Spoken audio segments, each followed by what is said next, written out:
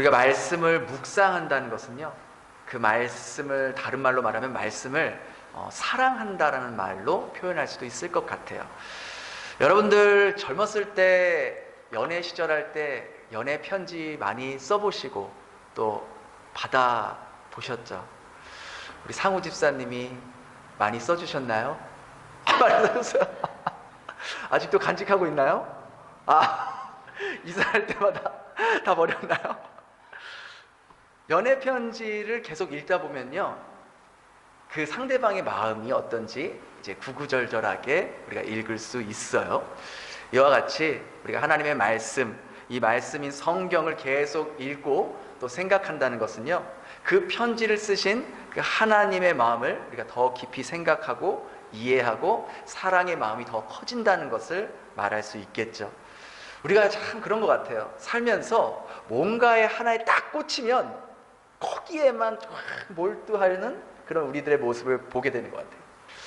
요즘 뭐 어떤 떴다 하는 드라마에 딱 꽂히면 그거 하는 시간만 기다려지고 그것만 계속 보게 되고 계속 그것만 생각나게 되고, 어떤 취미 생활이나 운동이나 스포츠에 딱 꽂히면 하루 종일 그것만 생각나는 거예요. 하루 종일 그거에 관련된 동영상이나 유튜브만 보면서 찾아보게 되는 것 같아요.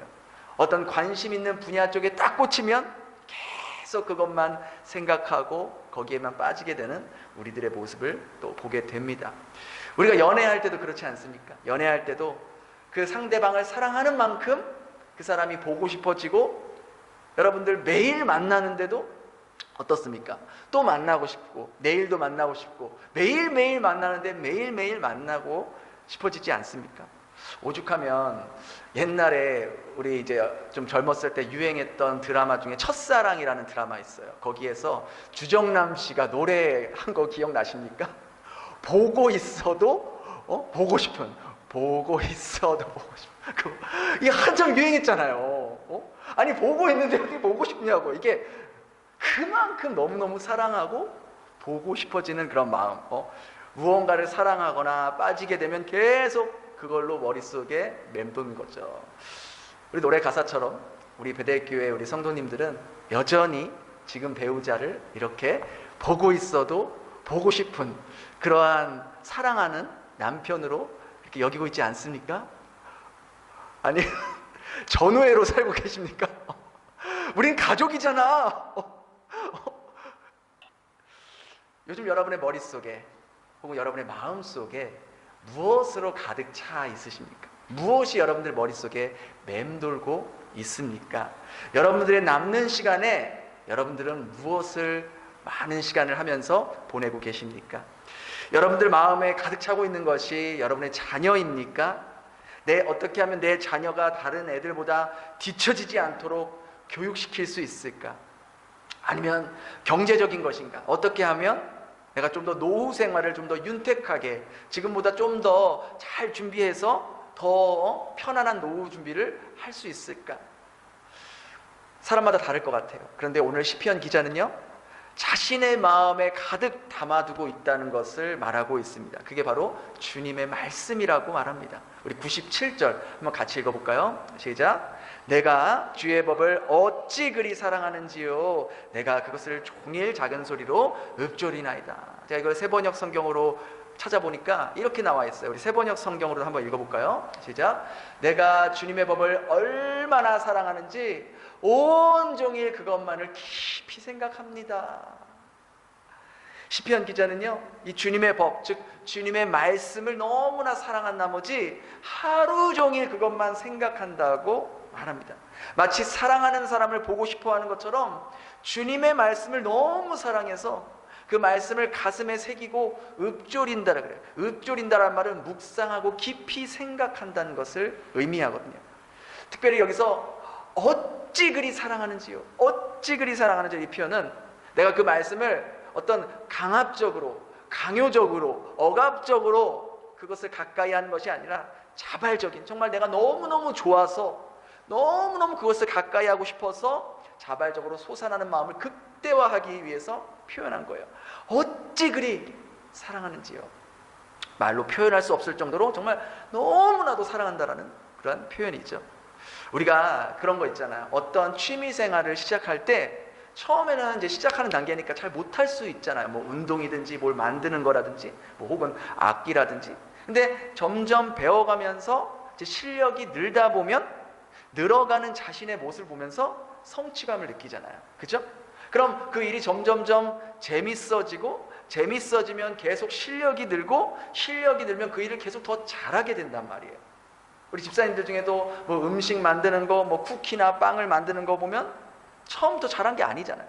처음엔 실패도 하고 타먹기도 하고 조절을 잘못해서 잘못됐지만 점점 하다 보면 실력도 늘고 맛도 좋아지니까 사람들에게도 나눠주면 사람들도 뭐 좋은 피드백, 너무 맛있다고, 어떻게 만들었냐고, 또 칭찬을 들으면 또 만들고 싶고, 계속 실력이 느는 거예요.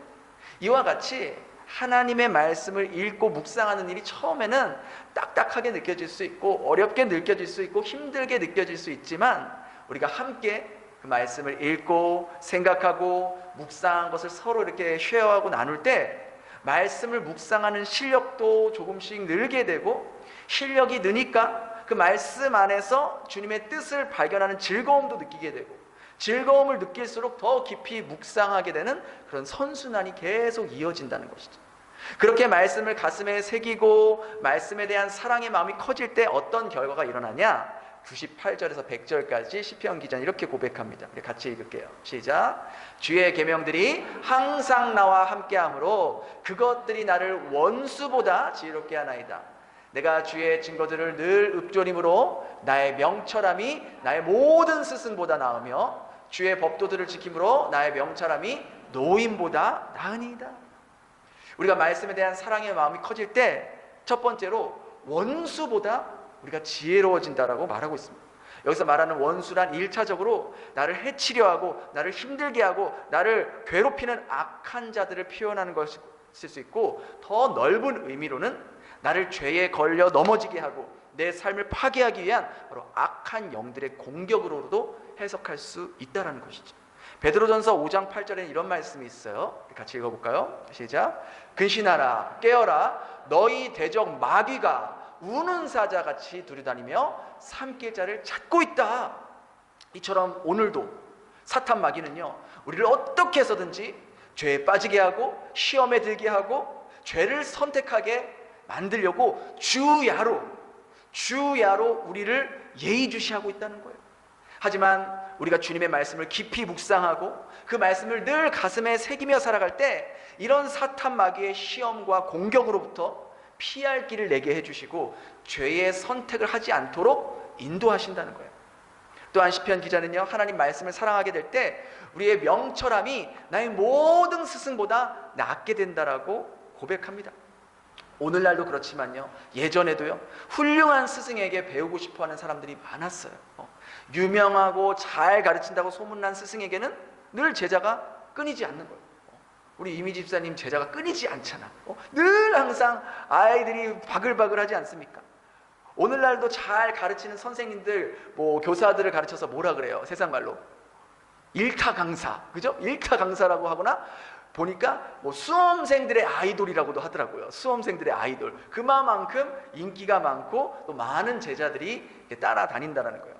그런데 세상에 아무리 그 유명하고 뭐 날고 기고 뭐 일타 강사고 일타 강사 할아버지라 하더라도 하나님의 말씀을 뛰어넘는 스승은 없다는 거예요. 이 세상의 모든 뛰어난 세상의 스승들의 지혜를 다 합쳐 놓아도 하나님의 말씀이 주는 지혜를 따라올 수는 없다라는 것이죠. 또한 하나님의 말씀을 사랑할 때 노인의 명철보다 뛰어나다고 말합니다. 여기서 말하는 노인은 단순한 나이 든 사람을 말하는 것이 아니라 지도자, 지혜자라는 뜻입니다. 우리가 보통 나이 드신 분들을 우리가 존중하고 존경하는 것은 그분들이 삶을 겪으면서 여러 가지 산전수전들을 겪으면서 삶에 대한 경륜과 또 지혜와 통찰들을 많이 가지고 있기 때문에 우리가 연세 드신 분들의 조언이나 이야기들을 존중하고 존경하는 거예요. 그러나 아무리 많은 경험과 연륜이 많은 지도자이고 지혜자의 그 어떤 말도 하나님의 말씀과는 비교할 수가 없다는 거예요. 세상의 모든 지식과 지혜를 다 모아도 하나님의 말씀의 지혜를 따라올 수가 없다는 겁니다. 왜?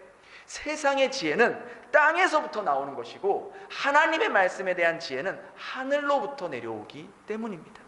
물론 우리가 이 땅을 살아가면서 이 세상을 사는 지혜와 지식 필요합니다. 이 세상의 지식과 지혜는 그러나 이 땅에서 살 때만 필요한 것들이에요. 예를 들어서 우리가 돈을 어떻게 관리해야 잘 관리하며 쓸 수 있는지, 혹은 인간관계를 하면서 어떻게 살아가야, 어떻게 인간관계를 맺어야지 잘 살아갈 수 있는지, 남편과의 관계에서도, 우리가 자녀와의 관계에서도, 뭐 요즘은 뭐 영상만 유튜브에 얼마나 많이 나와 있습니까? 자녀에게 어떻게 말해야 되냐, 남편에게 어떻게 말해야 되냐, 사람들과 어떻게 말해야 되냐, 그러니까 어떤 것이 좋은지 다 나와 있다고요. 근데 보세요, 이러한 모든 것들은 다 이 땅에서 살아갈 때만 필요한 것들이에요. 그렇죠? 하지만 하나님의 말씀은요, 이 땅에서 살아갈 동안에 필요한 지혜일 뿐만 아니라 바로 영생을 살아가는 영원한 삶을 위해 필요한 하늘의 지혜라는 거예요. 우리 디모데후서 3장 15절 한번 같이 읽어볼까요? 시작. 또 어려서부터 성경을 알았나니 구원에 이르는 지혜가 있게 하느니라. 하나님의 말씀은 어떤 지혜가 있다고요? 구원에 이르는 지혜가 있기 때문에 이 땅의 지혜와는 비교할 수 없을 만큼 차원이 다른 지혜라는 거예요. 우리에게 영원한 삶을 살게 하는 지혜가 담겨 있다는 거예요. 저는요, 여러분들에게 확실하게 말씀드릴 수 있어요. 여러분, 정말 이 땅에 사는 동안은요, 노후 준비를 하는 것보다 여러분 사후 준비를 하면서 사시길 바랍니다. 많은 사람들이 노후 준비, 은퇴 후의 삶에 대해서 많은 관심을 가지고 어떻게 하면 이 노후를 준비해야 잘 준비할 수 있을까, 그렇게 고민하고 뭐 여러 가지 책도 보고 영상도 보고 뭐 그러지만 사후 준비를 생각하며 사는 사람은 거의 없어요. 여러분, 어떤 사람이 정말 지혜로운 사람일까요? 여러분들이요, 지금부터, 오늘 이 2025년 이 시점부터 아무리 오래 살아도 여기 계신 분들, 제가 보기에는 앞으로 50년 더 사실 수 있는 분 그렇게 많지 않을 것 같아요. 우리 중에서 뭐 가장 젊은 분 중에 여기 뭐 한 30대 초반? 그죠? 있을 거예요. 그러면 앞으로 아무리 오래 살아도 50년 살면 정말 많이 사는 거죠. 아마 우리 50년 후에 여기서 절반 이상은 이미 하나님 품으로 가지 않겠습니까? 그렇잖아요. 그럼 우리가 보세요, 앞으로 50년도 안 되는 이 짧은 인생의 준비는 그렇게 철저히 하려고 하면서 500년, 5000년, 5만년 끝도 없는 영원한 삶을 살아야 하는 죽음 이후의 삶에 대해 준비는 우리가 얼마나 하면서 살고 있냐라는 것이죠. 50년 살 준비는 그렇게 철저히 하면서, 여러분 50년 살 준비를 철저히 하는 사람이 지혜로운 사람이에요? 아니면 5000년, 5만년 그 이상 영원한 삶을 철저히 하는 사람이 지혜로운 사람이에요? 이건 물어보나 마나죠. 근데 이렇게 물어보나 마나한 것도 우리는 하지 않으며 살고 있다는 거예요. 그러니 하나님께서 우리의 삶을 볼 때 얼마나 답답하게 느껴지겠어요. 한 고구마 100개 먹은 거죠. 마치 우리들 똑같아요. 우리가요, 자녀들이 하는 행동을 보면 얼마나 답답해 보일 때가 많아요. 뻔히 제가 그거를 한다고 할 때 그 결과를 우리는 뻔히 알잖아요. 뻔히 아는데도 굳이 하겠다라고 고집 부릴 때가 얼마나 많아요. 근데 그렇게 자녀의 고집 부리는 자녀의 모습이 하나님 앞에서 행동하는 우리의 모습과 너무나도 닮아 있다는 거예요. 정말 지혜로운 사람이라면 노후 준비도 해야 하지만 그것보다 더 중요하고 더 철저하게 사후 준비를 하면서 살아야 한다는 거예요. 사후 준비라는 건 다른 게 없어요. 기록된 하나님의 말씀을 자신의 생명처럼 보세요. 이 성경은 능히 구원에 이르는 지혜가 있다라고 하잖아요. 그럼 이 성경을 다른 그 어떤 것보다 소중하게 여기고 그 어떤 것보다 우선순위에 두고 어찌 보면 이 짧은 50년의 삶보다 더 생명보다 더 귀하게 여겨야 되는 것이 하나님의 말씀 아니겠냐라는 거예요. 그리고 그렇게 사후 준비를 준비하는 사람은요, 이 땅에서도 하나님께서 원하시는 모습으로 살게 된다는 거예요. 우리 104절 한번 같이 읽어보겠습니다. 시작. 주의 법도들로 말미암아 내가 명철하게 되었으므로 모든 거짓 행위를 미워하나니. 여러분, 우리가요 정말 이 성경 말씀만 가까이 하고 깊이 생각하고 늘 마음에 두면요, 세상의 어떤 지식에 관련되고 지혜에 관련된 책이나 뭐 강연 안 들어도 괜찮아요. 사실 여기에 우리가 이 땅에 살아가야 필요한 모든 것들이 사실 다 담겨져 있어요. 다 담겨져 있어요. 이미 뭐 요즘 유명한 사람들 말하는 게 다 여기 예전에 다 했던 말들이에요. 다 여기서 나온 거예요. 시인은요 하나님의 말씀을 인해서 자신이 명철하게 되었다고 고백합니다. 그 근거로 자기가 모든 거짓 행위를 미워하게 된다라고 말하고 있는 거예요. 여러분 보세요. 이 세상에서 똑똑하고 많이 배우고 지식이 있는 사람들이 모든 거짓 행위를 미워하나요? 오히려 그 반대의 모습을 보일 때가 많지 않습니까? 자기들이 그렇게 많이 공부하고 가지고 있는 지식으로 불법을 저지르고 악한 일에 가담하는 모습을 보일 때가 얼마나 많아요.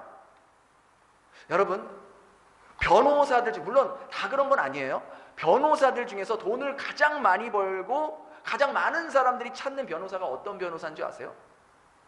성폭력, 성범죄에 연루된 범죄자를 변호해주는 변호사들이 가장 돈을 많이 벌고 가장 인기가 많다고 합니다. 그렇게 열심히 공부해서 변호사 돼서 성폭행 저지르고 성범죄 저지른 사람들에게 많은 돈을 받고 그 사람들 형량을 낮춰주는 일을 하는 거예요. 물론 좋은 일 하는 변호사들도 많이 있습니다. 또 그런가 하면 이 AI 시대에 그렇게 미래에 대해서 앞에 이제 AI에 대해서 공부하고 기술을 배워놓고 그걸로 뭐해요?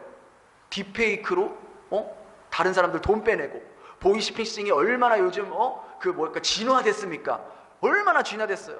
또 악성 앱 만들어가지고 그 앱만 누르면 핸드폰에 있는 모든 돈 다 빼갈 수 있도록 다른 사람 속여서 돈 뺏어가는 사람들이 매년 늘어나고 그 피해액이 어마어마하게 늘어나고 있어요.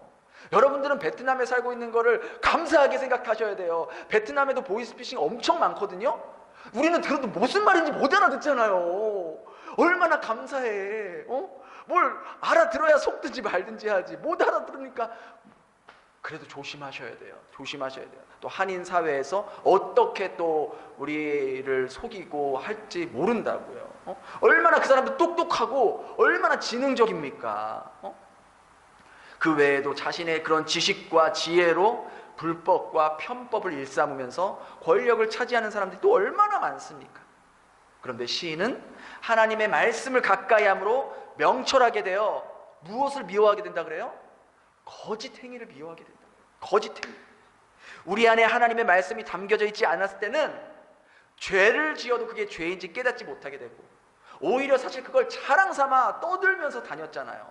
안 그렇습니까? 솔직히 저도 하나님 믿지 않았을 때 뭐 잘못하고 뭐 나쁜 짓 하고 그런 거를 친구들 앞에서 자랑인 척, 너 그거 해봤어? 그거 해봤어? 그게 얼마나 미련한 짓인지. 그러나 하나님 말씀을 내 마음에 담게 되면 죄가 죄로 보인다는 거예요. 모든 거짓 행위들이 역겨워 보이고 미워하게 된다는 거예요. 근데 우리는 어떻습니까? 우리는요, 남의 잘못과 죄에 대해서는 빛의 속도로 반응해요. 빛의 속도로. 그렇죠? 근데 나의 잘못과 죄에 대해서는 어때요? 얼마나 관대한지 몰라요. 얼마나 관대한지 몰라요. 여러분, 오죽하면 내로남불이라는 말이 생겼겠어요. 오죽하면. 그렇지 않습니까?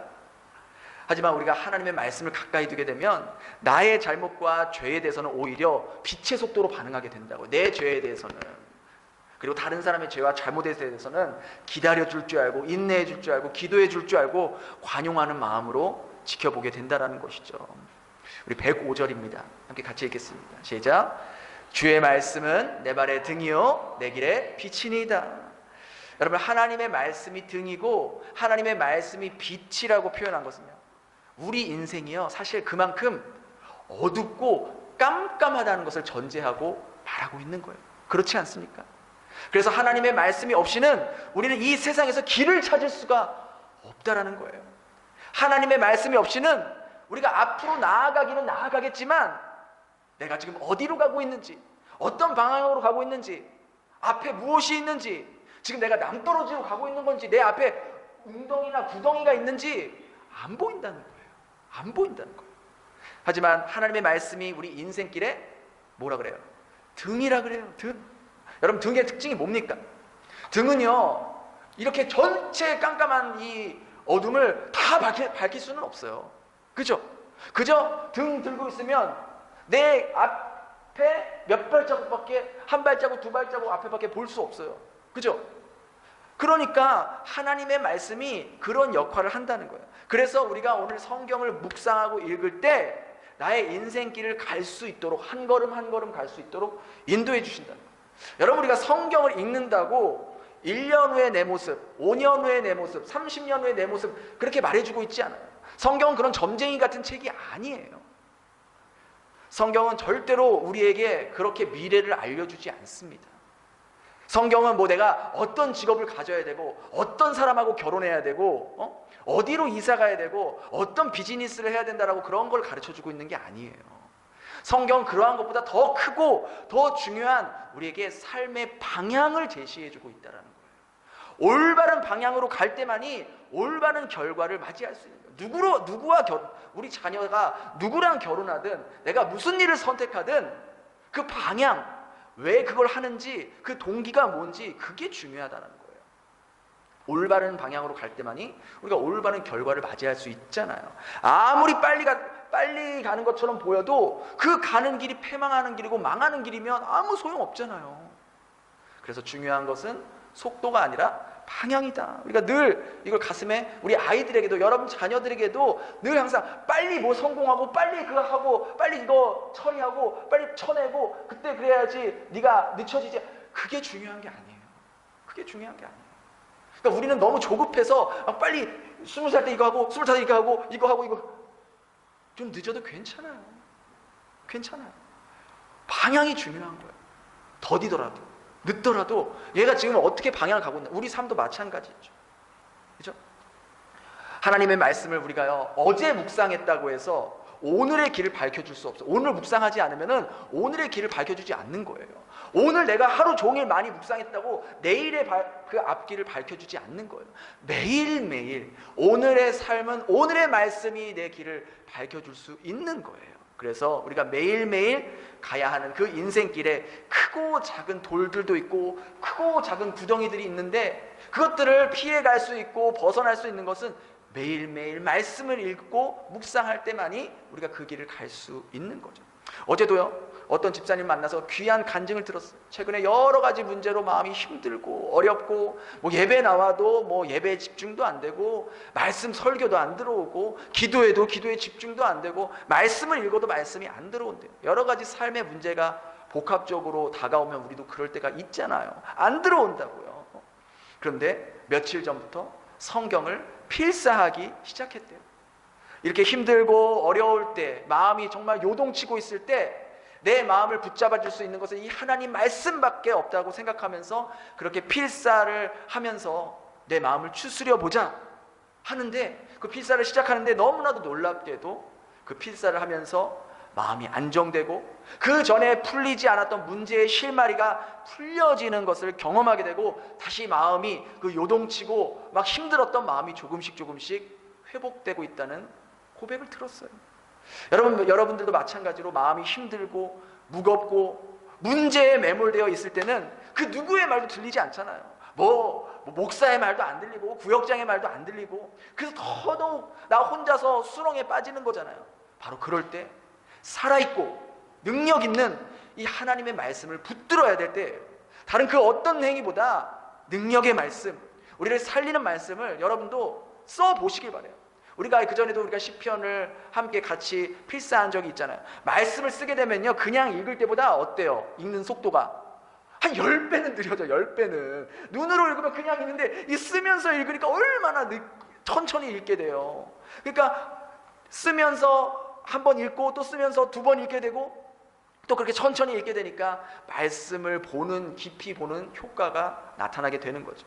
그래서 여러분들 중에서도 혹시 지금 마음이 삶의 문제로, 여러 가지 문제로 힘들고 어렵고, 지금 내가 어떻게 방향을 정해야 될지 모르고 마음이 요동치고 있는 분이 혹 계시다면 이렇게 필사를 시작해 볼 수 있길 바라요. 분명 그 살아있고 능력 있는 그 말씀이 여러분의 요동치고 있는, 불안해하고 있는 그 마음을 다시 잠잠케 하고 세상이 줄 수 없는 그 능력, 그 평안을 여러분들 분명 마음속에서 느끼게 되실 거예요. 이처럼 시인은요, 그 무엇보다 하나님 말씀을 사랑하며 그것을 하루 종일 생각하며 묵상할 때 자신을 지혜롭게 명철하게 해준다고 고백합니다. 또 그 말씀이 없이는 이 어두운 인생길을 결코 바르게 걸어갈 수 없다고도 고백하는 거예요. 시인이 이렇게 말하는 것은요, 하나님의 말씀이 영원한 생명의 말씀임을 확신했기 때문이에요. 그 말씀을 하시는 분이 창조주이시고 자신의 아버지 되신 것을 믿고 있었다는 거죠. 오늘도 그 하나님은요, 이 시인에게만 말씀하시는 것이 아니라 여기 계신 여러분 각자에게 동일하게 말씀하고 있다는 거예요. 오늘도 하나님께서 마음과 정성을 다하여서 그 심어준 우리 삶의 자리에 우리에게도 하나님의 말씀이 우리의 등이 되고 그 말씀이 우리가 걸어가는 인생길에 빛이 되어준다라고 말씀하고 있는 거예요. 그래서 시인이 하나님의 말씀을 사랑한다고 고백한 것처럼 우리도 하나님의 말씀을 사랑하는 그 깊이가 더 깊어지고 그 말씀이 인도하는 대로 한 걸음 한 걸음 그렇게 따라가면 인생의 분명한 방향을 바라보면서 오늘도 우리가 이렇게 사후 준비, 영원한 삶의 준비, 죽음 이후의 삶을 준비하면서 살아갈 수 있는 저와 여러분 될 수 있기를 예수님 이름으로 축원합니다. 우리 말씀을 기억하면서 그렇게 함께 기도했으면 좋겠어요. 하나님, 저는 얼마나 하나님의 말씀을 사랑하고 가슴에 담아두고 살고 있습니까? 사실 제 마음속에는 하나님의 말씀을 담아두고 사는 모습은 거의 없고 세상의 것들로 채우면서 살고 있는 모습을 보게 됩니다. 저희들이 이 짧고 짧은 노후 준비를 위해서는 수많은 시간과 에너지를 사용하면서도 정작 영원한 삶을 위한 사후 준비를 위해서는 아무것도 하지 않고 있는 그런 저희들이 아닌가 돌아보게 됩니다.